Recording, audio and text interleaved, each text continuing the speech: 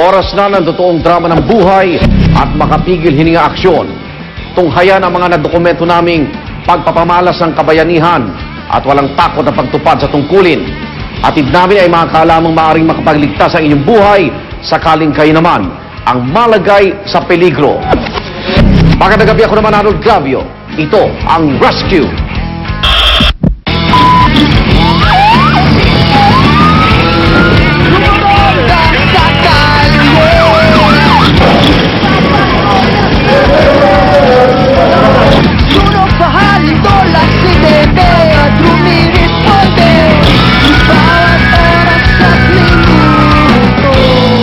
Masakit, sir?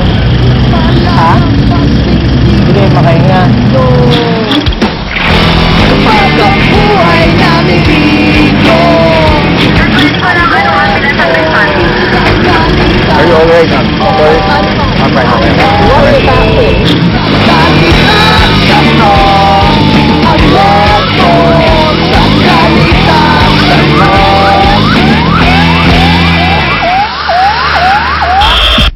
Sa oras ng peligro, emergency room ang ating takbuhan. Dokumento namin ang magdamag na pag-duty ng mga doktor sa isang pampublikong ospital sa Maynila. Ang hamon na kanilang hinarap, isang babae na pinukpok ng bakya sa ulo.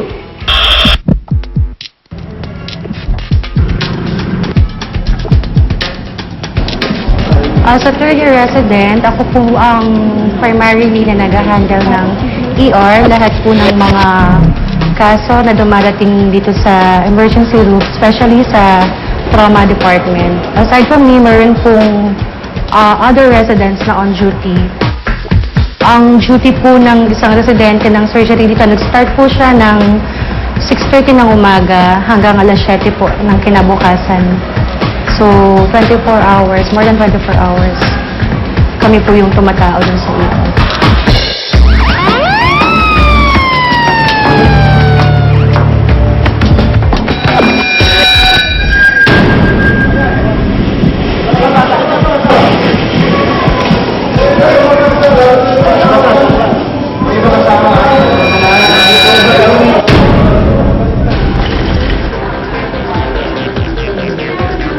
Merong dinala na isang pasyente around mga alas 9:30 siguro ng gabi, no, assisted by a number of men, no. Allegedly, hindi nila alam kung ano nangyari. Inspection is very important. Kagaya nga nung ganong klase ng pasyente, nakasakay sa stretcher, hindi natin alam kung saan yung mga injuries niya. Duguan yung pasyente. So, kailangan na yung thorough physical examination doon sa pasyente, makita natin kung ano yung dapat natin unahin. Kung kailangan, alam din natin kung anong nature nung injury. Ito yung isang injury na napukpok. Sandali, baka malaglag po yung pasyente po ninyo. Dito, kapatid mo, dito. Pengi po ako ng ano. Ano po ba nangyari dyan? Anong pinapalo dito? Harap ka dito. Hindi niyo po nakita? Harap dito. Sige, harap ka. Nagkwento kami sa puliglik ng kumpare ko. Habang nasa court kami. Tapos bigla na lang nakita may nagsisigawan. Nakita ko nagsasabuto na lang sila. Sinawat ko po sila. Tapos pag-awat ko, habang inaawat ko, sinugod pa rin siya ng kaway niya. Bigla sabay dinala namin sa ospital. Sino po bang kasama nito nung nangyari yon? Ha? Walang nakakita dun sa pangyayari? Importante, sa pagkakataon to na nandun yung mga kamag-anak, no? Kasi under the influence nga ng alcohol yung pasyente, kahit na anong pilit natin sa kanya na ipaliwanag na para sa kanya yung ginagawa natin, para makita natin, malaman natin talaga kung ano yung mga, kung nagkaroon po ba siya ng injury. Relax ate, relax lang. Initially, nilagyan natin ng swero yung pasyente kasi nung dumating siya, medyo hindi na makausap.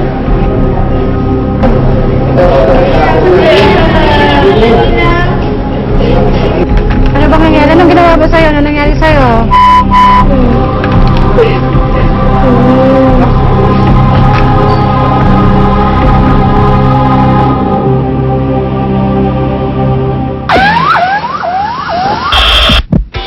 Nagtamo ng pinsala sa ulo ang biktima kaugnay ng pamumukpok ng bakya ng kanyang nakaaligtang kapitbahay.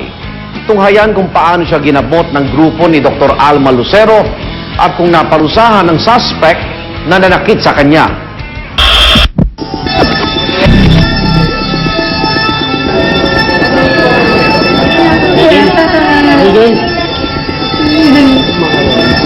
Upon examination, nagkaroon siya ng lacerated wound sa may left frontoparietal area dahil dun sa pagpalo ng bakya.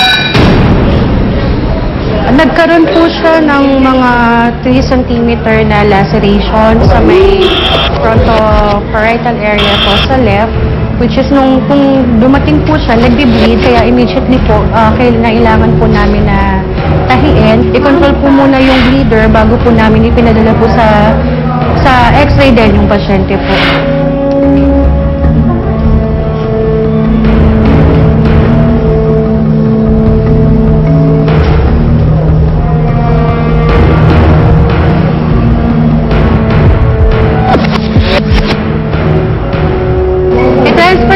I-transfer niyo po yung pasyente doon sa bed. Tumigil ka na, wag ka na mura na mura. Tiyo.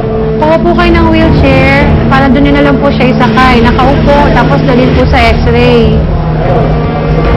May imita.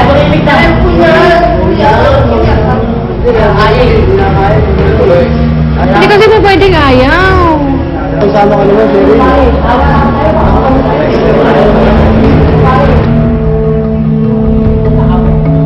Kasi nahihirapan nga siya dahil gawa nga ng hindi niya maidiretso yung ulo niya.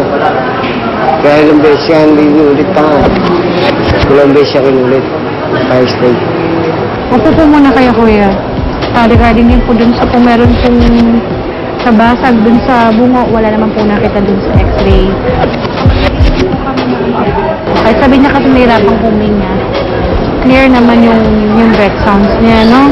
So mapapauwi po namin kayo. Importante, malinisan po yung sugat.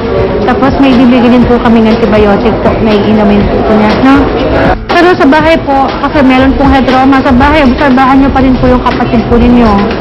Once po na nagsuka-suka, tutulog-tulog yung pasyente, yung pong parang antok na antok palagi.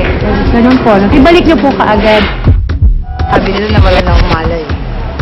Kasi ang sakit po kasi ng ulo ko eh. Pinupok niya akong bakya, nakaupo pa ako. Blatter ko siya, papakulong ko siya. Naiiyala ako sa tatay niya kasi mabait sa amin. Pero ang anak ko, napakawalan siya.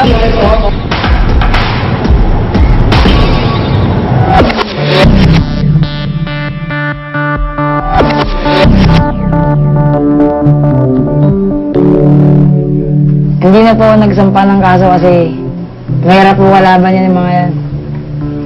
Lalo lang kung lalaki, baka mas marami may masaktan pa. Maraming salamat po sa mga doktor na tumulong sa akin noong oras na yun. Kung hindi po sa inyo, hindi po gagaling yung sugat ko. Salamat. Kung nais yung malaman kung alin pang publikong ospital ang malapit sa inyong lugar na maaaring magbigay ng libreng serbisyo, maaari kayo tumawag sa Department of Health sa numero 743-8301. Susunod, aksidente sa motorsiklo, nirespondihan